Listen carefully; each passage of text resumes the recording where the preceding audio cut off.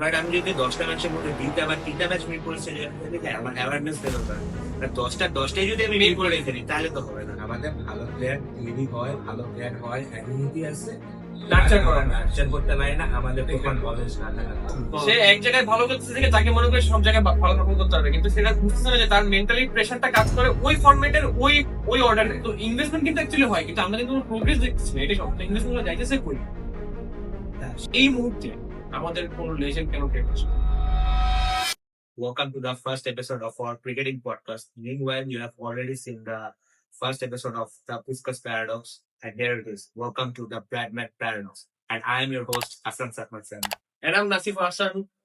আমাদের আজকের প্রোগ্রামে আপনাদের সবাইকে স্বাগত। সামি, প্রথম ইনিংস নার্ভাস লাগছে নাকি নেমেই ছক্কা মারাটা? Well, আমি কখনোই নার্ভাস থাকি না, আজকেও নাই। আমি যেটা নিয়ে নার্ভাস সেটা হচ্ছে আমার দেশে আমার ফেভারিট স্পোর্ট ক্রিকেটের এক্সিস্টেন্স নিয়ে। তুমি কি আসলেই নার্ভাস না? তুমি তো প্রতিটা খেলা দেখো। এটা একটা মিথ্যা কথা। আমি খেলা দেখতাম, আমার ফেভারিট স্পোর্ট ক্রিকেট, বাট আমি এখন দেখি। তুমি আমাকে কালকেও ডাকলা বিপিএল দেখার জন্য একসাথে। ও আমাকে, তুই আমাকে, তুমি আমাকে বললা টিকিট কাটতে বিপিএল দেখার। তুমি আমাকে বলছো। আমি বলি নাই বাবা, আমার মনে নেই, মনে করতে চাইছি। যাই হোক, টিকিট কাটার কথা সে বলছে, সেটা সমস্যা নেই। কিন্তু খেলাস না তো তুই পাঠাস আমাকে। আমি তো বলি না আমি খেলা দেখি না, তুমি বলতেছো তুমি নার্ভাস না, তুমি খেলা আমি দেখো ওকে না। একটা খেলা দেখি না। এখন টিভির সামনে থাকে, বাসায় থাকে, বাবা লেখে মাঝে মধ্যে, বা কোনো টক ইন্ডিয়া বসতে তখন দেখা যায় যে ক্রিকেটের কিছু আছে, তখন আমি জাস্ট দেখি। তারপর বাসায় এসে ওটার আপডেটও রাখবে। তুমি আপডেট রাখো, তুমি আপডেট রাখো, সেটা তুমি আমাকে ভুল বুঝিয়ে লাভ নেই। আমার কাছে একটা প্রমাণ আছে।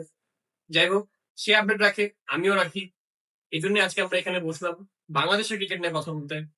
আপনাদের সামনে প্রেজেন্ট করবো আমাদের বাংলাদেশ নেশন হিসেবে, আমাদের ক্রিকেট স্পোর্ট হিসেবে আমাদের কি কি মিসিং, অন্যান্য যে ক্রিকেট নেশন গুলো আছে তাদের থেকে আমাদের কি কি কপি করা উচিত, কি কি শিক্ষা নেওয়া উচিত, সেগুলো নিয়ে আজকে আমরা কথা বলতে এখানে বসছি।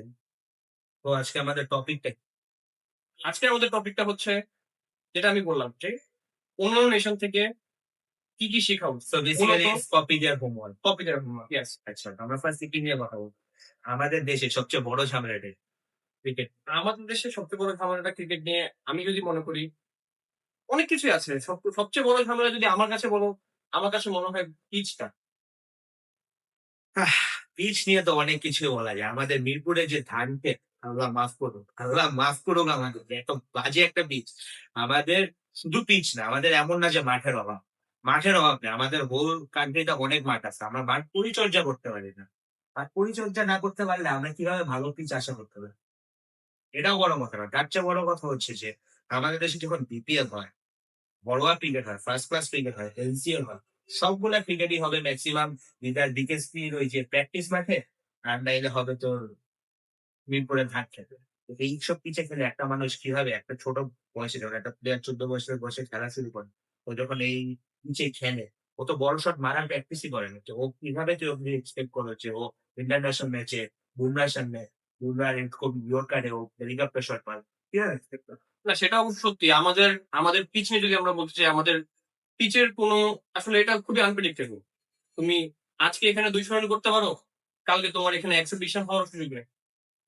ঠিক বেশি দিনের গ্যাপ না, একদিনের পরে গ্যাপ। আজকের ম্যাচে হয়তো বা বিপিএল একটা রান হচ্ছে, কালকে আরেকটা রান হচ্ছে। তার চেয়ে বড় কথা এটা না, তার চেয়ে বড় কথা হচ্ছে যে আমার সব ম্যাচে মিরপুরে কেন ভালো লাগবে? আমার কি চট্টগ্রামের মাঠ নাই? আমার মনে আছে আমরা যখন ছোট ছিলাম, এটা হবে 11-12 সাল বা 13 সাল, ওই সময় কিন্তু খুলনা ক্রিকেট স্টেডিয়াম ছিল, ওই সময় বিপিএল হতে হবে না। এখন ওটার এক্সিস্টেন্স আমার মনে নেই, জানি না ওটার এক্সিস্টেন্স। ইনফ্যাক্ট মাশরাফি আর তামিম একটা 2021 সালে ওয়ার্ল্ড কাপের একটা প্রোগ্রামে বলছিল যে আমাদের বগুড়ার যে মাঠটা, ওটা হলো আমাদের বাংলাদেশের সবচেয়ে ভালো ব্যাটিং।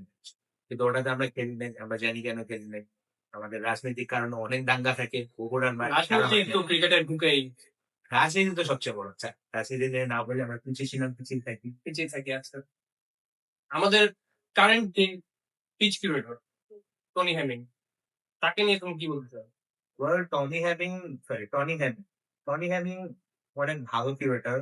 ওর আগে কোন দেশে জানি তার কিন্তু দুবাইতে, তারপর হচ্ছে আইসিসি রোলে অনেক ইয়া আছে। আগে আগে কোথাকার ছিল আমার ঠিক খেয়াল নাই, বাট এই যে ডিসিশনটা নেওয়া হয়েছে, ডিসিশনটা নিতে অনেক লেট হয়েছে। আমাদের আগে যে পিচ কিউরেটর ছিল কামেন্দে সিলভা, রামিন্দ্র সিলভা ছিল হলো শ্রীলঙ্কার সিন্ডিকেট, আমাদের সবচেয়ে বড় শ্রীলঙ্কার সিন্ডিকেট, হাতুড়ে সিংহের চেয়েও বড়। ও যে মাঠটাকে কি বানাইছে, বাট আবার ওর দোষ দিয়েও লাভ নেই। আমরা যখন 2015, 2016, 2017 সালে আমরা যখন ক্রিকেটে আমাদের রাইসটা হয়, ইনফ্যাক্ট আমার জেনারেশনের জন্য যে রাইসটা হয়, আমরা কিন্তু ওই ধান খেতের পিছিয়ে খেলে জিতছি। আমরা ছোট ছিলাম, বুঝি নাই, বাট তারা এই রেজাল্টটাকে বাড়ানো দিচ্ছে। তারা এটা ভাবে না যে আমার দেশ 5 বছর পর কি খেলবে, আমার প্লেয়ার 5 বছর পর কিভাবে কি করবে, তা করেনি। আমার জাস্ট আজকে অস্ট্রেলিয়া আসছে, আমি সবগুলো স্পিনার নামাইলাম, ম্যাচ জিতলাম, আমাদের সিরিজ জিতলাম, আমরা সবাই সেলিব্রেট করলাম। বাট মানে ডিপ ডাউন বটম লেয়ারে আমরা কিন্তু কিছুই পাই না, আমরা ফাঁকা। আমরা পরের দিন ওয়ার্ল্ড কাপ করতে যাবো, আমরা ওখানে গিয়ে নষ্ট ওয়ার্ল্ড কাপে 3 পয়েন্ট দিয়ে আসবো, এটাই আমাদের। তবে আমার কাছে মনে হয় বাহিরের দেশের খেলোয়াড়রা হয়তোবা কয়েকজন আমাদের পিচটাকে অনেক ভালো হিসেবে দেখে। আমি যেমন দেখলাম ইংল্যান্ডের যে শেষ সিরিজটা হলো আমাদের মিরপুরের মাঠে, সেটা নিয়ে ওই যে ফরমার টি-20 ফার্স্ট ব্যাটসম্যান যে ছিলেন এই যে ডাবির মালান, সে কিন্তু বলল যে বাংলাদেশের মিরপুরের যে পিচটা, এখানে খেলতে হলে একজন প্লেয়ারকে অনেক অনেক কিছু এক্সপেরিয়েন্স করতে হয়। যেমন আমি এই কথাটা একটু আগে বললাম, সে কিন্তু এই কথাটা বলেছে যে গতকালকে হয়তো বা 200 রান হলো, আজকে 120ও না হইতে পারে। তো তোমাকে রেডি থাকতে হবে যে তুমি আজকে হয়তোবা তোমার অনেক লং একটা রান স্কোর করতে হবে, অথবা চেস করা লাগতে পারে, অথবা তুমি ফার্স্টে ব্যাটিং এ নামবে তখন তোমার রান নাও হইতে পারে, তুমি স্কোর করতে পারবে না এত রান। তো আমার কাছে মনে হয় আমরা যতটা খারাপ হিসেবে দেখি, বাহিরের মানুষ কিন্তু একটু হলেও এটাকে ভালো হিসেবে দেখে যে অনেক কিছু এক্সপিরিয়েন্স এটার করে। সাথে আমি পুরোপুরি একমত না। একমত না কারণ হচ্ছে যে, ধরেন আমি বছরে খেলি 10টা ম্যাচ। আমি যদি 10টা ম্যাচে 10টাই যদি এভাবে করে খালি দেখে খেলতে চাই, তাহলে কিন্তু আমার শর্ট খেলার কোনো অ্যাকুরেসি থাকবে না। আমি শর্ট কিভাবে খেলবো, যেমন শর্ট পিচ বল দিয়ে আমি বুক করতে হবে, এটা আমি বুঝবো না। কারণ আমি ওইরকম পিচে খেলছি ধান খেতে, যে ওইখানে শর্ট পিচে বল এটা যে আমার কাছে বাউন্স হয়ে আসবে, এটা কোনো কথা না। এটা এভাবেও আসতে পারে, এভাবেও আসতে পারে। তো আমি তো আমার যে খুলে খেলার যে বিষয়টা, ওপেন ইউরসেলফ, এক্সপ্রেস ইউরসেলফ। আমার দেখি যে বাইরের দেশের ছোটখাটো প্লেয়ার, মনে করেন যে হার্দিক পান্ডিয়া, ও কিন্তু কোনো ভালো ফিজিক আছে, বাট ও তো ওরকম রাসেল দা মাসুদ না। But ও অনেক বড় বড় ছয় মানে, কেন মানে? কারণ ওর একমাত্র কারণ হলো ছোটবেলা থেকে 6 বাইরে বল দিয়েছে। আমার খেলোয়াড়, আমার তরিক হৃদয় এভাবে করে ছক্কা মেরে বল মানে, এগুলো ভালো সবচেয়ে পিচে বড়। খেলে বড় হয়েছে, এটা হচ্ছে কথা। এখন ধরেন আমি যদি 10টা ম্যাচের মধ্যে 2টা বা 3টা ম্যাচ মিরপুর স্টেডিয়ামে খেলি, হ্যাঁ আমার অ্যাওয়ারনেস লেভেল বাড়বে। আর 10টাই যদি আমি মিরপুরে খেলি, তাহলে তো হবে না। দাউদ মালান যেটা বলছে সেটা ভুল না। আর ওটাকে তুমি যদি বাইবেল ধরে কাজ করো বা হ্যাঁ, কোরআন ধরে কাজ করো, তাহলে তো হবে না। তার ক্ষেত্রে সে কিন্তু তুমি যেটা বললা সেভাবেই সে বলছে, কারণ সে খেলছেই কয়েকটা ম্যাচ বাংলাদেশে, তো সেই হিসেবে সে বলছে তার ভালো আমার একটা দেশের experience। ম্যাচ তো সব এখানেই হ্যাঁ, হয়। আমার দেশের প্রায় সব এখানেই খেলা হয়। না, বিপিএল এর সব ম্যাচই কেন মিরপুরে হতে হবে? হ্যাঁ, ফাইনালটা হোক, এখানে দর্শক বেশি পাবো, স্বাভাবিক। তো সব ম্যাচই এখানে কেন হতে হবে?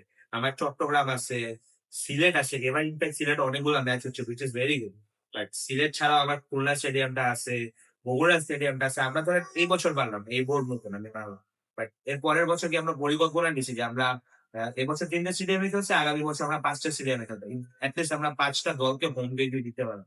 তাহলে এগুলো না করলে ক্রিকেটের মানে মানুষ যে দর্শক বাড়বে কিভাবে নয়? সব যদি ঢাকা কেন্দ্রিক হয়, ঢাকায় তো অনেকে খেলা দেখতে যায় না। বাংলা টিকিট দিলেও কারো খেলা নিতে পারে না। যাই হোক, আমরা পিচ নিয়ে অনেকক্ষণ বললাম, এখন আসি আমরা আসলে হয়তোবা আরেকটা যেটা প্রবলেম আমার পিচ কাছে, আমাদের সারা জীবনে করতে পারে। এটা তো থেকেই যাবে। এটা আসলে যতদিন ধরে ঠিক না হবে, বাংলাদেশের মিরপুরের পিচ আসলে পরিচিত হচ্ছে স্পিন এবং স্লো খেলার জন্য। আর এই জন্যই মিরপুরের পিচটা কিন্তু খারাপ ছিল না। খারাপ ছিল না, এটা হচ্ছে fact। আমি 2009 সাল থেকে আমি খেলা দেখতাম না, বাট আমি অনেকগুলো রিপোর্টারের মুখে শুনছি ভালো পিচ থাকলেও এখানে ভালো পেস ছিল, বাউন্স ছিল, সব ছিল। যে এটাকে এভাবে এত রাফ ইউজ করে জিনিসটা করছে। আর আমাদের এখানে আমাদের প্লেয়াররা এখানে খেলে বড় হওয়ার কারণেই তারা আসলে মেলবোর্ন তো বলো, সিডনি বলো, তুমি লর্ডস বলো। একটা সামি ভাই একটা অ্যানালিস্ট আছে আমাদের, সে একটা কথা বলছে যে আপনার ঘরোয়া লিগের সাথে ইন্টারন্যাশনাল ক্রিকেটের তফাৎ যত বেশি, তত আপনার প্লেয়ারের ইন্টারন্যাশনাল লেভেলে গিয়ে এক্সপোজ খাওয়ার মানে এক্সপোজ কে খারাপ করার খারাপ করার তত চান্স বেশি। বেড়ে যায়। হ্যাঁ, এটাই আমাদের জন্য, এটাই বুঝে। যাই হোক, আমরা পিচ নিয়ে ওরকম কথা বললাম। আমার মনে হয় পিচ বাদেও আমাদের আরো অনেক বড় বড় সমস্যা আছে। তার মধ্যে যদি একটা বলতে চাই, ইন্টারন্যাশনাল ম্যাচেস। আমাদের প্লেয়াররা কিন্তু ইন্টারন্যাশনাল ম্যাচেস খুবই কম খেলে। ইন্টারন্যাশনাল ম্যাচেস খেলে, নিজেদের ঘরেই খেলে, ওই ঘুরে ফিরে পিছে কথাটি আসলো আমাদের মিরপুরেই খেলে, এবং আসলে আসে কে? জিম্বাবুয়ে, জিম্বাবুয়ে আসে, আয়ারল্যান্ড আসে, আয়ারল্যান্ড আর আসে। কারা আসে? ওয়েস্ট ইন্ডিজ আছে। ওয়েস্ট ইন্ডিজ ঠিক আছে, লেজেন্ডারি দল, but West Indies is not in. West Indies এখন দলটা ফর্মে না। নাই। আগের ফর্ম আর এখনের ফর্ম তুমি মিলাতে ইনফ্যাক্ট পারবো এই না। যে 16, 17, 18 তো ওয়েস্ট ইন্ডিজ যে টানা আসছে, অনেক ওটা ভালো ছিল। ভালো দল ছিল, কিন্তু বাংলাদেশ প্রতিবারই হ্যাঁ, জিতছে ওদের সাথে। তো আমাকে কম্পিট করার মতো কেউ নেই। And শুধু এটা না, এই যে আমরা যে টেস্ট ম্যাচ গুলো খেলি, টেস্ট ম্যাচ গুলো কেন আমরা ২ সিরিজে খেলে আমি বুঝি না। হয়তো বাংলাদেশের সাথে কেউ খেলতে চায় না বা কিছু আমি জানি না। বাট ২ ম্যাচ টেস্ট সিরিজ খেলছি কিভাবে কোনো লাভ হয় না। কিভাবে আপনি একটা দেশের টিম বেটার আশা করতে পারেন? ভালো এট প্লেয়ার লিস্ট ৩ টা তো প্রডিউস হবে। খেলতেই হবে একটা সিরিজ খেলতে হলে। আর কি বলবো? বলার কোনো ভাষা নেই। মানে ভালো অপোনেন্ট আমি আমার মনে আছে আমি ২০২২ সালে তোদের সাথে আমার আরো ফ্রেন্ড সার্কেলের সাথে ২০২২ সালে আমি যখন ক্রিকেট খেলাটা দেখতে যাই, ফুল স্টেডিয়াম ছিল, ফুল প্যাক স্টেডিয়াম। ওখানেও পিচের সমস্যা ছিল। কত? ১৭০ না ১৮০ রান ইন্ডিয়া চেস ওই যে করতে লাস্টে গেছিল। মিরাজ একা জিতেছে। করলো। হ্যাঁ, মুস্তাফিজ ছিল হ্যাঁ, তার হ্যাঁ। সাথে। মুস্তাফিজ ছিল। ফুল প্যাক স্টেডিয়াম ছিল। ভালো দল আনবা, অপোনেন্ট ভালো আনবা, দর্শক ফুল হবে। কিন্তু বারবার তো মানুষ কেন টাকা দিতে ইচ্ছে? না আমার আমার কেন কাছে টাকা দেবে? কেন ভালো ভালো খেলার দিকে যাবো ভালো অবশ্যই। খেলা, ভালো প্লেয়ার, বিপিএল এর জন্যই প্লেয়ার হয় না, দর্শক হয়।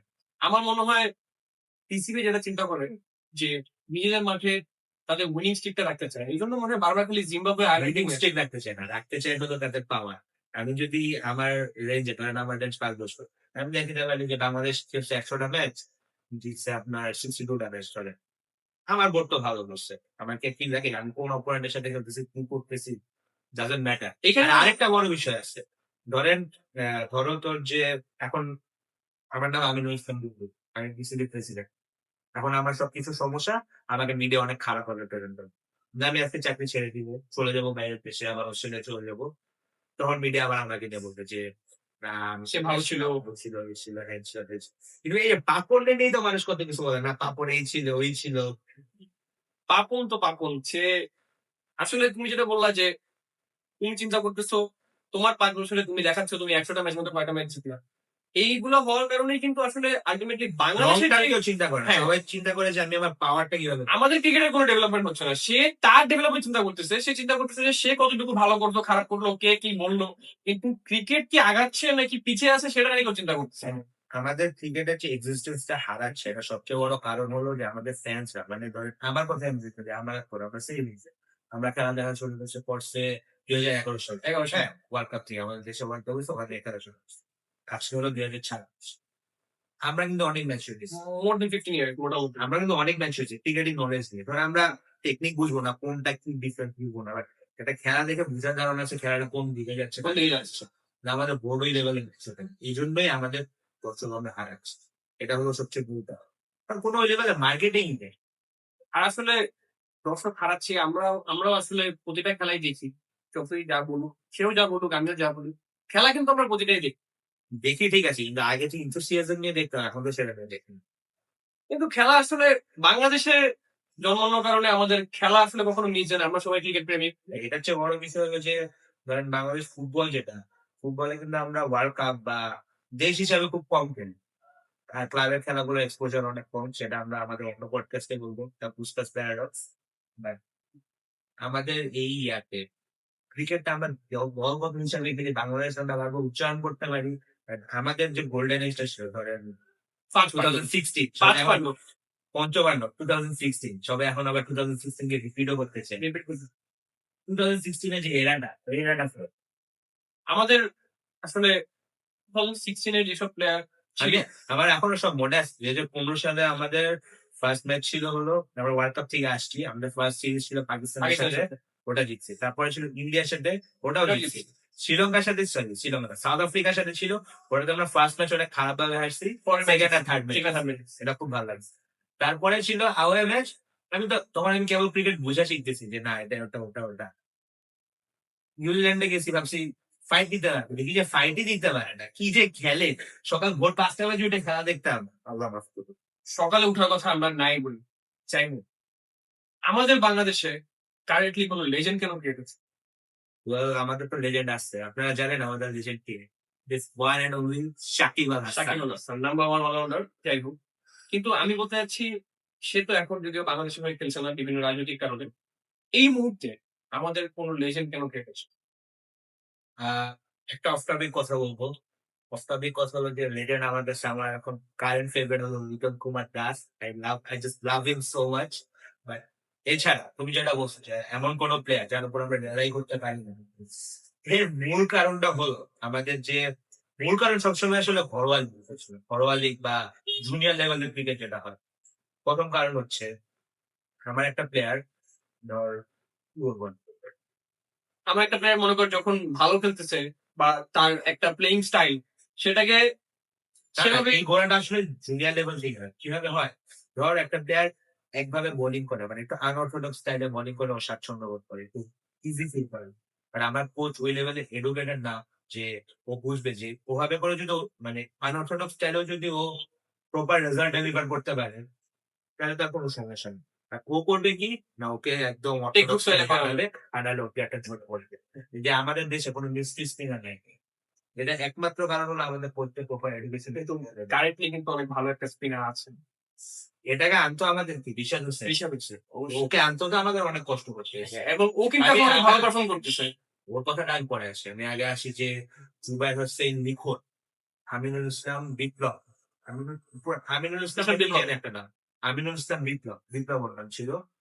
এই দুইটা স্পিনার আমি লেগ স্পিনার আমার চোখে দেখছি যে অনেক সুন্দর খেলে বা বড় একটা ইয়া দেখছি। কেন দেখছি? কারণ আমি যখন আইপিএল দেখতাম বা অন্য দেশের ক্রিকেট দেখতাম, পিয়ুষ চাওলা ছিল, হ্যাঁ, ইমরান তাহির ছিল। ওরা যা বোলিং করতো, আমার দেশে যদি এরকম লেগ স্পিনার থাকে আমি কেন প্রাউড ফিল করবো না? বাট আমি তাদের কখনোই ন্যাশনাল টিমে খুব কম ম্যাচ দেখছি, দেখলো আবার হারায়। কেন হারা যেত? কারণ আমরা অনেক স্টিরিওটাইপের মাইন্ডসেট। একটা লেগ স্পিনার আসলেও মাইর খাবে। এটা তোমাকে মানতে হবে। কিন্তু একটা লেগ স্পিনার যেভাবে মাইর খাবে, ও তোমাকে সেভাবে তোমার ম্যাচ জিতে আর দিবে। ও তোমার ম্যাচের মোমেন্টাম ঘুরাই দিবে। মোমেন্টাম এটা এখন আমরা কিভাবে বুঝতেছি? এটা আমাদের রিশাদ হোসেন। আর রিশাদ হোসেনের কাহিনীটা যদি বলি, রিশাদ হোসেন তো 23-24 না 22-23 তো ঘরোয়া লিগে দলই পাইতো না। দলি ভাই ওকে খালেদ মাহমুদ সুজন দল করার সুযোগ করে দিছে। এন্ড ওই সময় হাতুড়ের সঙ্গে এই টেনিয়র অনেক খারাপ কাজ করছে, অনেক খারাপ কাজ করছে। ওর যদি একটা ভালো কাজ আমাকে বলতে পারেন, সেটা হচ্ছে যে রিশাদ হোসেনকে ও bat he bat him so good. কেন করছে? Rishad Hossain was so good for this. Thank you for this. আমি হাতুড়ের সিং এর কথাটা কেন লাগলো জানো? কারণ হাতুড়ের সিং এ আমাদের জন্য ভালো কোচ খারাপ কোচ সেটা কেন দেখা, টপিকটা হলো যে ক্রিকেট ক্রিকেট লিটারেসি। ওর যে ক্রিকেট লিটারেসিটা ছিল, ও যে বুঝছে যে আমার দেশে বাংলাদেশে একটা লেগ স্পিনার লাগবে, ওটাকে ব্যাক করছে। ব্যাক করে ওকে ওর জন্য যা যা লাগবে সব করছে। এখন ও সার্ভ করতেছে, এখন বিগ ব্যাশে খেলতেছে। ঠিক আছে খেলছে বিগ ব্যাশে সাকিবের পর উইক পাচ্ছে। ও পারফরমেন্স হ্যাঁ এটা আমাদের জন্য অনেক বড় আর সে তার ফার্স্ট ম্যাচে উইকেটও পাইছে ব্রেক করে দিচ্ছে। ব্রেক পেয়েছে সো মানে তার ব্যাস সেকেন্ড। সেকেন্ড ম্যাচ সরি তার পারফরমেন্স বলতে গেলে অনেক ভালো আর তার পারফরমেন্স ভালো না হলে তাকে বিগ ব্যাশের মতন ইয়েতে নেওয়ার কথা না লিগে বন্টে লিগে ওকে পছন্দ করে, হ্যাঁ সবাই ওকে পছন্দ করে। সব বড় বড় প্লেয়ার যারা আছে সবাই ওর ব্যাপারে বলে। তার তার পারফরমেন্স তুই যদি দেখো যে আমাদের যে ন্যাশনাল টিম সেখানেও কিন্তু সে অনেক ভালো করতেছে আমার এইখানে আরেকটা বিষয় যেটা আমার মনে হয় যে বাংলাদেশ কেন ভালো প্লেয়ার প্রডিউস হয় না, কারণ একটা প্লেয়ার যখন ফার্স্টে ডেবিউ করে তখন ওর ব্যাপারে কোনো অ্যানালাইসিস আমাদের কাছে থাকে না। থাকে না যেমন ধর তহিদ হৃদয়, তহিদ হৃদয় শুরুতে একদম অনেক ভালো একটা সলিড ব্যাটসম্যান। তো তহিদ হৃদয় কি করতো? তহিদ হৃদয় ফার্স্টে অনেক রানও করতে পারে। As the time goes on, ওখানে খেলাটা ডাউন। কেন হয়েছে খেলবো? আমি সামি ভাই একটা অ্যানালিসিস লিখছি, সামি ভাই আমি স্পেইন ফ্যান, স্পেইন ফ্যান। তো ওনার অ্যানালিসিস এমন ছিল যে 23 ওয়ার্ল্ড কাপের আগে, আমাদের যে ওয়ানডে ওয়ার্ল্ড কাপ হলো না তার আগে, ও শ্রীলঙ্কার একটা লিগে ছিল, ওখানে ওরা খেলতে গেছে। হ্যাঁ ওইখানে সাকিব ছিল। সাকিব করছে কি, ওর একটা অভ্যাস আছে, ও সিক্সটাই ভালো রোটেট করতে পারে। তো কি করতো? বল করতো, নেক্সট সাইড একটা খোঁচা দিত, এখানে এই যে লং অন, নাকি লং অন না, লং লগনে ওরা প্লেয়ার রাখতো না, লগনে একদম মাথায় প্লেয়ার রাখতো। ওখানে যে সিগন্যাল বের করে করে যেগুলো টাফ বল ওগুলোকে সিগন্যাল নেগোসিয়েট করে করে, আর যেগুলো মারার বল ভালো করে। সাকিব এই জিনিসটা অনেক ভালোভাবে আইডেন্টিফাই করছে। এন্ড ও এখানে শর্টে একটা ফিল্ডার দাঁড় করে আছে। এরপর থেকে ওর সিঙ্গেল লেগ অপশনটা বন্ধ হয়ে গেল। বন্ধ হয়ে এখন গেছে সবাই অনেকে বলতে পারে যে সাকিব আল হাসান এটা কেন করলো। দিস ইজ অল, মানে এটাই তো ফ্যান্টাসি ক্রিকেট, না? কিন্তু অপোনেন্টকে করবা যাবা, বাট একটা ভালো প্লেয়ার কখন হয়? যখন তুমি তোমার উইকনেসেস গুলোর উপর কাজ করে করে সমানে কাজ করে করে করে করে তুমি একটা ভাগ করতে করতে করতে করতে একটা ভালো লেভেলে পৌঁছাতে পারবে হ্যাঁ ও তো এটা কিন্তু এখনো কিছু করতে পারে, কিছু করতে পারে ফর্মে। ও এই মুহূর্তে কিন্তু ফর্মে নাই ও স্টার্টিং এ যে ফর্মে ছিল ওর ওই ফর্ম যদি এখন থাকতো সে অনেক ভালো ও হয়তো ফর্মে আছে, কয়েকদিকে 50 করছে, কয়েকদিকে 100 করছে, বাট আমরা ওর খেলা আরো বেটার আছে। বেটার এক্সপেক্ট করি অনেক বেটার ছিল, কারণ ও যখন শুরু করছিল তখন আমার একটা কথা আমাদের আছে যে আশ্বিনও বলছে যে বাংলাদেশে অথবা প্রথম একটা প্রপার প্রপার ব্যাটসম্যান হবে কারণ ওর ওর হিটিং স্টাইল পুরো ডিফারেন্ট ছিল সবার থেকে ডিফারেন্ট ছিল কিন্তু আনফর্চুনেটলি হলো না। তারপর এখানে আবার আবিবের আসাফের কথাও আসে।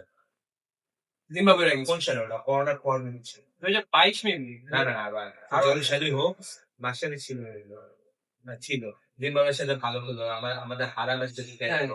ওকে তৎকালীন প্রধানমন্ত্রী ফোনও দিয়েছে একদম মাঠের মধ্যে, সব দেখা গেছে। তারপর তারপর এখন পুরো হারাই গেছে।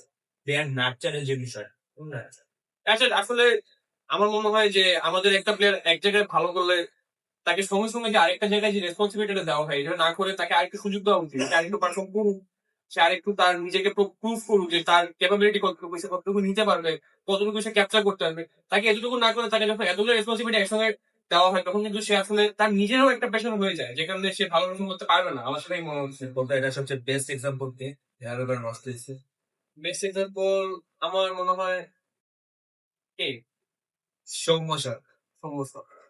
সৌম্য সরকার সৌম্য সরকারের ও কথা ওয়ানডে তে ভালো খেলতেছিল, হোয়াইট বলে ভালো খেলতেছিল, টি-টোয়েন্টি তোকে ইয়া করা মানা যায়, ঠিক আছে ভালো খেলতেছে, কেন ওকে টেস্টে নিছে, কেন ওকে টেস্টে নিয়ে নষ্ট করছে? তবে সৌম্য সরকারের নাম নিলে কিন্তু আমার এখন পর্যন্ত পাকিস্তান সিরিজের কথা মনে পড়ে, এখনো মনে পড়ে সেই সিরিজ।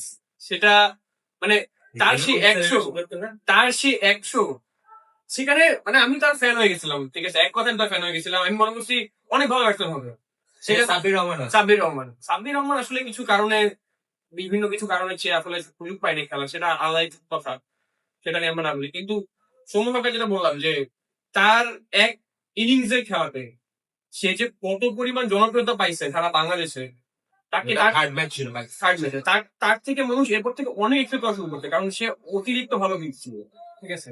এখন সে কোথায়? এই তো তার মানে আমাদের আমরা কম্পোজিশন নিয়ে আসতে হবে, আমাদের ভালো প্লেয়ার তৈরি হয়, ভালো প্লেয়ার হয়, অ্যাবিলিটি আছে, নার্চার করা নার্চার করতে পারি না, আমাদের প্রমাণ নলেজ না থাকা।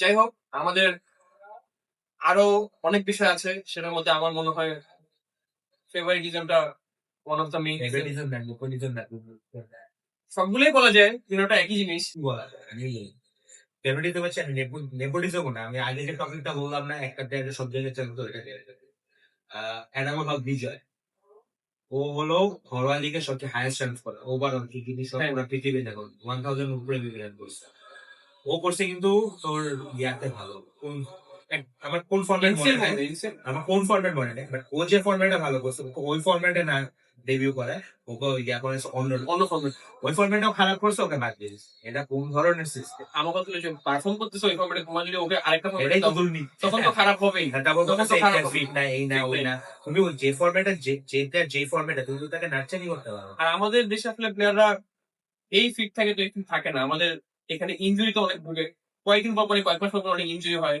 যেই কারণে মনে করে তাদের ফিটনেস থাকে না, ফিটনেস না থাকে। যেমন এই যে মুস্তাফিজ হবে, এটা প্রপার মুস্তাফিজ কিন্তু মাঝখান দিয়ে অনেকদিন পর ছিল, যেমন এই যে দেব চৌধুরী ভাইয়ের একটা অনেক ভালো কথা আছে, Mustafiz never coming back, but Mustafiz যখন কাম ব্যাক করছে সব কথা অনেক পর, অনেক অনেক আর সে সে এখন অন্তত অনেক ভালো আর পারফর্ম করছে। আমাদের মাথা মোটা লোকগুলো যারা ওখানে বসে আছে, ওরা ভাবে যে আইপিএল খেলতে না দিলে হয়ে যাবে। ভাই তুমি জিম্বাবুয়ের সাথে তুমি কেন খেলিস, মুস্তাফিজে কেন দরকার তোমার জিম্বাবুয়ের সাথে? তুমি তোমার এটা বেঞ্চের স্টেপ ট্রাই করো, তুমি বেঞ্চের স্টেপ ট্রাই করো না, কিচ্ছু করো না, তাও ওয়ার্ল্ড কাপে তোমার গিয়ে বলো না প্লেয়ার নাই।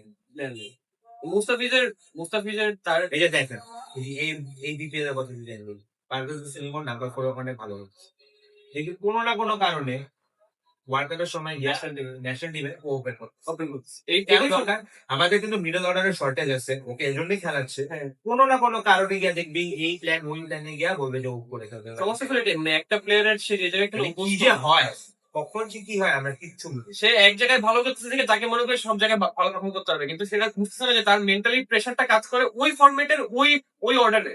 তাকে যদি সে একটা মিডল অর্ডার ব্যাটসম্যান যদি মানে ওপেনার হিসেবে নামায় দিতে একটা ইন্টারন্যাশনাল ম্যাচে, তখন সে সেই প্রেশারটা নিতে পারবে না, কারণ সব জায়গার প্রেশারটা ডিফারেন্ট। একদম আবার সবার প্লেইং নেচারও কিন্তু এক না, একই না। তুমি পারভেজ হোসেন ইমন বা তানজিদ তামিম কে বলো যে তুমি তো ক্রিকেট খেলো, হ্যাঁ। ওরে খেলো, একদম ওর খেলাটাই নষ্ট, কেন হচ্ছে ওর ন্যাচারাল ফ্রি ফ্লোয়িং গেমই হলো মাইরে খেলা। সেটা দেখা যাক, ওয়ার্ল্ড কাপ খেলতে পারলে ইনশাল্লাহ দেখতে পারবো তারা কেমন কেমন পারফর্ম খেলতে পারবো। ওয়ার্ল্ড কাপ আসলে আমাদের সেটা অনেক সমস্যা চলতেছে, দেখা যাক আলটিমেটলি কি হয় রেজাল্ট। তবে আমার একটা প্রশ্ন, যে একটা প্লেয়ার যদি ভালো পারফর্ম করতে হয় শুধুমাত্র ভালো কোচ হলে কি হয়, নাকি যদি আমি বলি যে একটা ভালো ইনফ্রাস্ট্রাকচার যদি বলি, আমাদের যে পুরো ক্রিকেটের সিস্টেমটা তো তার জন্য একটা বেটার হওয়া লাগবে, ঠিক আছে। সেখান থেকে তুই বলো যে বলো একাডেমি বলো, ফিটনেস বলো, তার ওয়েলবিং সেন্টার বলো, তাকে তারপর মনে করতে ট্রেনিং এর কথা যদি আমি বলি, একবার সব ইন্ডোর ফ্যাসিলিটি যদি বলো, সবকিছুর আন্ডারেই কিন্তু আসলে একটা প্লেয়ারের পারফরমেন্স ডিপেন্ড করে।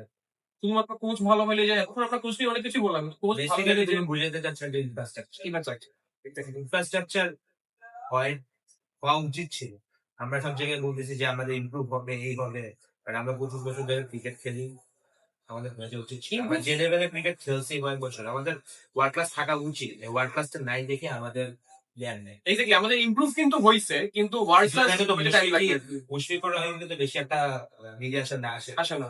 মিডিয়ার সামনে আসছেও কিছুদিন আগে, হয়তো 4-6 মাস আগে ওদের ডিরেক্ট বলছে যে আমাদের মিরপুরে যে ইন্ডোর লেভেল এরকম কিছু দেখতেই চায় না, দেখতেই চায় না। কাইন্ডনেস হ্যাঁ। কত আছে।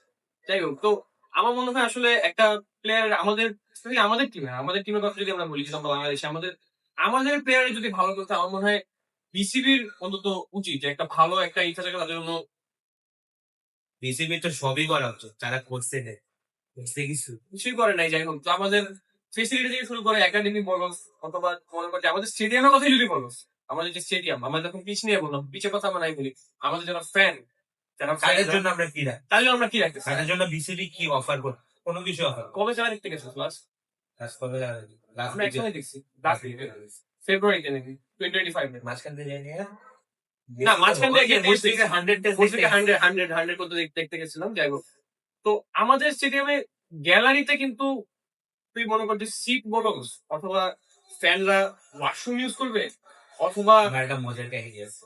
2022 সালে যে খেলা দেখতে গেছি, ইনিংস ব্রেকে ইন্ডিয়া কেবল ব্যাটিং শেষ করছে, তো তখন আমরা সবাই উঠছি বাথরুম খাওয়া দাওয়া, আমি বাথরুমে যাবো, ঈদের বেশি এভাবে খাইছি আমি। আমাদের ওখানকার বেসিন আমরা কথা বলি, পুরো ওয়াশরুমটা নিয়ে কথা বলি, কারণ প্রচন্ড নোংরা এবং ওখানে একটু পরিমাণ পরিষ্কার পরিচ্ছন্ন করা হয় না, সেটা আমি জানি না। তবে আমাদের যে সিটগুলো কিন্তু সবগুলা বলতে গেলে ময়লা ভাঙাচোরা, এবং আমরাও ফ্যান হিসাবে আমরা অনেক সময় অনেকে আছে যে ময়লা টলা করে, হ্যাঁ ঠিক আছে, ময়লা করে দিয়ে একদিন একটা খেলা হবে, সেটা তারপরে পরিষ্কার করা হবে, কারণ এই জন্যই পয়সা থেকে রাখা হয়েছে। কিন্তু তারা অ্যাকচুয়ালি কি করে, আমি কোনো বাড়ি গিয়ে দেখি নাই যে আমার কোন সিটটা পরিষ্কার, আমি দেখছি ধুলা বালিতে ভরা, অথবা ভাঙা থাকে maximum। ভাঙা থাকে। আচ্ছা। অর্ধেক বসে যায় না, অর্ধেক বসে আগে আচ্ছা, ভাঙা থাকলে দেখ, আমি তোকে বলি, এটা কিন্তু ফ্যানদের উপর ডিপেন্ড করে, অনেক সময় ফ্যানরা ভেঙে ফেলে, তারা লাফালাফি করে, ঠিক আছে, কিন্তু তারা বিসিবি হিসেবে তারা এটা ফ্যানরা করবে, তারা এটা কাকে দেওয়া না, অনেক সময় অনেকে উত্তেজিত হয়ে আবেগে তারা করে ফেলে, ঠিক আছে, বুঝলাম, হয়তো বা তাদেরকে ধরতে পারে, তাদেরকে জরিমানা করা উচিত, কিন্তু আমার কথা হয় যে বিসিবি হিসেবে তারা তো ফিক্স করা উচিত, তারা এটা আমার কাছে মনে হয় না তারা এরকম কোনো ইয়ে নিচ্ছে যে ফিক্স করতেছে। আর মিরপুরকে তুই যেহেতু বলতেছিস, সে ধর ওয়ার্ল্ড ক্লাস স্টেডিয়াম, হ্যাঁ ধরলাম তো each time world class stadium, এখানে সব ফরেন ম্যাচ আমরা ওয়ার্ল্ড কাপ এখানে হোস্ট করতে চাই। 2021 সালে আমাদের দেশে ওয়ার্ল্ড কাপ হোস্ট আমরা, হ্যাঁ হ্যাঁ, তো হোস্ট করতে চাই, এটা করতে চাই, ওটা করতে চাই। মিরপুর স্টেডিয়াম কি খ্যাতের মতো করে রেখে তুমি হোস্ট করবা? স্পাইডার ক্যাম আছে, স্পাইডার ক্যাম আছে না? স্পাইডার ক্যাম আছে, তুই যে বললি ওয়ার্ল্ড ক্লাস স্টেডিয়াম, এই ইয়ে আছে বোর্ড, বোর্ড নতুন একটা লাগাইছে মনে হয়, এখন আমরা লাস্ট টাইম মনে হয় দেখলাম। হ্যাঁ, বাট একটা ভাঙা ছিল, একটা ভাঙা ছিল, আরেকটা লাগাইছে। যাই হোক, তো 900 কোটি টাকা বলে স্পাইডার ক্যাম্প নাই, ঠিক আছে, আমাদের স্পাইডার ক্যাম্প নাই। দ্বিতীয়ত হচ্ছে কি বলে ওটা, ডিএলএস, ডিএলএস ওইটাও কিন্তু ভালো আমাদের ইয়া নেই, আমাদের প্রতি বিপিএল এর সময় বাইরে থেকে আনাইতে হয়। এবারও দেখলাম কি একটা এক্সট্রা ক্যামেরা আনাইছে, আমি নামটা একদম জানি না, বাট আমি দেখছিলাম ওই তারপর ব্রডকাস্টিং, আল্লাহ ব্রডকাস্টিং এত খারাপ, ও খারাপ, গ্রাফিক তাহলে আবার কোম্পানিটা চেঞ্জ করছে। হ্যাঁ, এবার একটু কোম্পানি চেষ্টা করে, এবার একটু better ভালো হয়েছে, কিন্তু আমাদের যে মেইন যে কি বলে ওটাকে ডিজাইনটা যে ছিল বিপিএল অথবা বলো অথবা মনে কর কোনো যখন সিরিজ হয়, ওগুলা যে ইয়েটা থাকে তখন কিন্তু অনেক বাজে থাকে, ওটা খুবই বেসিক থাকে। এখানে মেন কথাটা আসলে যে মার্কেটিং, মার্কেটিং করতে পারলে তুমি নতুন জেনারেশনকে ক্যাপচার করতে পারবে। আমাদের মার্কেটিং এত খ্যাত, মার্কেটিং এর মধ্যে দুইটা পার্ট থাকে, একটা হলো বিজনেস করতে হবে, আর একটা হলো মিডিয়া। আমাদের মিডিয়া প্রমোট করে খালি আলু, মানে তো বাজে নিউজ আছে, এর সাথে দ্বন্দ্ব, এর সাথে কারাকারি, প্রপার্টি গুলা দেখতে দেখতে মানুষ ফেড আপ হয়ে গেছে, আমাদের ফেড আপ হয়ে গেছে। ইন্ডিয়ান চ্যানেল গুলো ঢুকতে অ্যানালাইসিস করে, এই করে ওই করে, কত সুন্দর কোন ডিগ্রিটা ভুল করা এরা কি হয়েছিল। আমাদের দেশে কিচ্ছু নেই, কার সাথে কার দ্বন্দ্ব, সাকিব খানের এই করছে। না, আমি বলি আমাদের দেশে বিডি কিক টাইম থেকে যেটা হয় মূলত সুরে কথা বলে, সুরে সুরে হাসান মাহমুদ রয়্যাল এনফিল্ড চালিয়ে মিরপুরের স্টেডিয়ামে আটকে, এইটা হয় তাদের একটা রিল, এটার 4-5টা ক্লিপ, 4-5টা অ্যাঙ্গেল দেয়, অ্যাঙ্গেল দিয়ে 4-5টা ক্লিপ থাকে। আমার কথা হলো এটা কোনোভাবে আমাদের ক্রিকেটের কি হেল্প করতেছে, অথবা কিভাবে কি করতেছে, মানুষ এটাতে 34,000 লাইকও দেখি। এক্স্যাক্টলি, তো আমার কথা হলো যে এটা তো কোনো মেইন জিনিস হয় না আমাদের ক্রিকেটের মধ্যে। আমার কাছে মনে হয় কি যে শুধু ক্রিকেট ম্যাচুর হলে হবে না, আমাদের ফ্যান্সদেরও ম্যাচুর, ফ্যান্সদের অনেক ম্যাচুর হতে হবে। ম্যাচুর হওয়া যে এডুকেটেড হতে হবে, যে আমরা ক্রিকেটটা কোন লেভেলে দেখতেছি। আমরা যদি ছোটখাটো ভাবে ভাবি ছোটখাটোই থাকে। আসলে কিন্তু ছোট করে ভাবি না, আমরা অনেক বড় করেই ভাবি। হ্যাঁ, আমি আমার সব দিচ্ছি, মানে প্রপারলি না দিলে তো কোনো লাভই হচ্ছে আমরা আশা করে রাখি আসলে অনেক কিছু, ওয়ার্ল্ড কাপ জিতে আশা অনেকবারই করি, সামনেও করতেছি। এখন সামনে খেলবো নাকি সেটারই গ্যারান্টি আমরা নাই। দুজনে জার্সি একসাথে কিনছিলাম, এটা ব্যাক স্টোরি মনে আছে? হ্যাঁ, হ্যাঁ, আমার বাসাও আছে, এখন পড়ে আছে। যাই হোক, তো ঘুরে ফিরে কথাটা ওখানে আসতো। তুই যেটা একটু আগে বলছিলি যে যখন একজন আসে, অথবা মনে কর তুই যখন আসছিস তখন তুই চিন্তা করতেছিস যে আমি আমি থাকা অবস্থা আমি কয়টা ম্যাচ বাংলাদেশ দিয়েছি, এটা নিয়েই মূলত ফোকাসটা থাকে। কিন্তু সবকিছু মিলে যে আমার ক্রিকেটের যে একটা অ্যাডভান্স করা লাগবে, ক্রিকেটের Progress করা। প্রোগ্রেস করা লাগবে, সেটা কিন্তু তারা চিন্তা করতেছে না। তারা চিন্তা করতেছে না যে বাংলাদেশের ক্রিকেট কিভাবে অ্যাডভান্স করবে, তারা চিন্তা করতেছে যে আমি কতটুকু করছি, আমারটা হয়েছে, মানুষের কতটুকু ভাবটা আমাকে নিয়ে, এটা চিন্তা করতেছে। তো মূল কাহিনী কিন্তু ওখানেই আসতেছে ঘুরে ফিরে, আমাদের ডিসিপ্লিনের সমস্যা হচ্ছে। বিসিবি নিয়ে বলতে তো সারাক্ষণই বলা যাবে। তার আমরা মনে হয় কোন পডকাস্টে বিসিবি রে গেছি। হ্যাঁ, এটাই হয়েছে, BCB ডিসিপ্লিনে গেলে।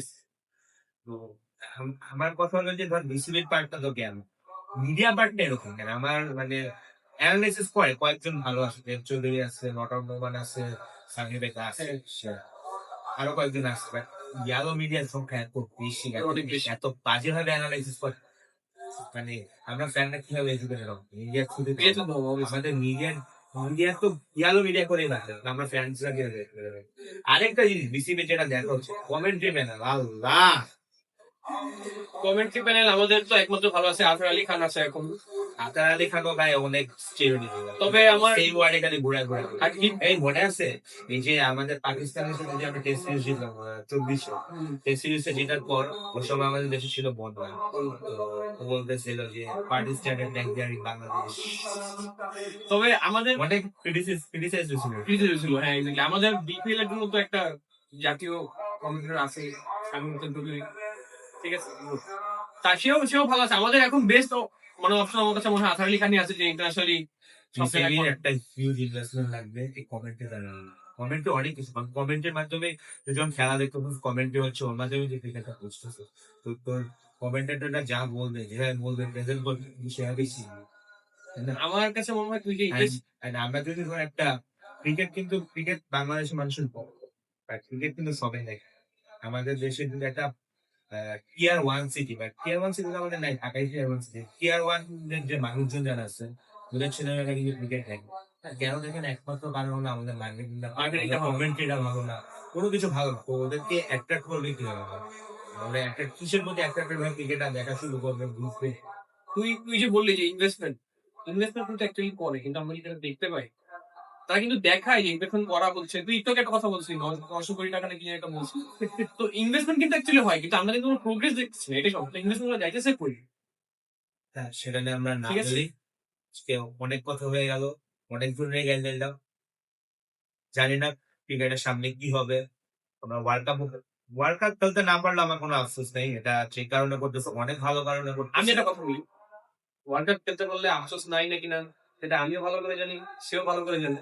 এটা আপনারা শুরুতেও শুনছেন, সে বলছে সে নাকি নার্ভাস থাকে না বাংলাদেশের ক্রিকেট নিয়ে, কিন্তু সে কিন্তু খেলা দেখে, ঠিক আছে। তো আমরা হচ্ছে মূলত এটাই বলতে চাচ্ছি, অনেক কথা হলো, অনেক জনকে গালানো হলো, অনেক বিসিবি নিয়েও কথা হলো, প্লেয়ার নিয়েও কথা হলো, কিন্তু সবকিছু মিলে আমরা বলতে চাচ্ছি যে আজকের মতন হয়তো বা এখানেই থাক। ইনশাল্লাহ নেক্সট কোনো এপিসোডে আপনার সাথে আবার যোগ হবো আমরা, নতুন কোনো টপিক নিয়ে, ক্রিকেটিং নতুন কোনো টপিক নিয়ে। কতদিন পর্যন্ত আশা করতেছি যে আমরা ইনশাল্লাহ ঠিক মতো ওয়ার্ল্ড কাপটাও খেলতে পারি, সেটা ইন্ডিয়ায় হোক, ইন্ডিয়া যদি হয় সিকিউরিটি হোক, সেটা বিসিবি ভালো করে তারা ইন্ডিয়াই দেখতে হবে পারবে। না, ইন্ডিয়া। আচ্ছা, ইন্ডিয়া আমরা না খেললাম সেটা বিসিবি ভালো ডিসাইড করবে, কিন্তু আমরা কথা হচ্ছে যে ওয়ার্ল্ড কাপটা আমরা খেলতে চাই। আমরা জিতি অথবা হারি, ওয়ার্ল্ড কাপে পারফর্ম করতে চাই। একটা ক্রিকেটিং নেশন হিসেবে আমাদের ক্রিকেট অনেক বড় একটা স্পোর্ট। ফুটবলের পাশাপাশি আমরা ক্রিকেটে আসলে বেশি সবাই উত্তেজিত থাকে, ক্রিকেট সবাই বেশি পছন্দ করে এই দেশের জন্য। এখন যে গতিতে চলতেছে, আমরা যে জিনিসগুলো একটা কথা বললাম, ওগুলো যদি রেকটিফাই না করে না, আস্তে আস্তে এটা থাকবে। এটা আসলে আমার মনে হয় না যে আমরাই প্রথম যেটা নিয়ে কথা বলতেছি, অনেকেই বলছে, কিন্তু আসলে এটা মার্কেটিং এর একটা কথা বলছি, মার্কেটিং কিন্তু এই যে আমরা ওদের ক্রিকেট নিয়ে পডকাস্ট করতেছি, এটা কিন্তু একটা মার্কেট। অবশ্যই, হ্যাঁ, আমাদেরও সামনে আগে আসে, আগে আসা উচিত। আমরা কিভাবে জিনিসটাকে চাই, কিভাবে জিনিসটা চাই আমরা এটা কিভাবে প্রেজেন্ট করতে। আমরা তো কেউ ক্রিকেটে খুব, আপনারা কথা শুনছেন, আমরা কিন্তু খুব বড় অ্যানালিস্ট। আমরা একটা ফ্যান্স পার্সপেক্টিভ থেকে যা আপনার মনে হয় সেটাই আমরা বলতে যাচ্ছি। যাই হোক, আজকে আমরা এই পর্যন্তই থাকি আমার মনে হয়। ইনশাল্লাহ আগামী কোনো এপিসোডে আপনার সাথে আবার বসবো, আবার কথা হবে ক্রিকেট নিয়ে, নতুন কোনো টপিক নিয়ে ইনশাল্লাহ। ততদিন পর্যন্ত আমরা সবাই আশা করি আজ আমরা ঠিক মতো ওয়ার্ল্ড কাপটা খেলতে পারি। ওয়ার্ল্ড কাপটা খেলা খুবই জরুরি আমাদের জন্য ক্রিকেটিং নেশন হিসাবে। আমাদের ফুটবলের পাশাপাশি ক্রিকেট অনেক বড় একটা স্পোর্ট। আমরা সবাই আশা করি যে আমরা ওয়ার্ল্ড কাপটাতে খেলতে পারবো, পারফর্ম করতে পারবো ভালো ইনশাআল্লাহ। যাই হোক, আজকের মতন এখানেই বিদায়। Till then, stay tuned. আল্লাহ হাফেজ।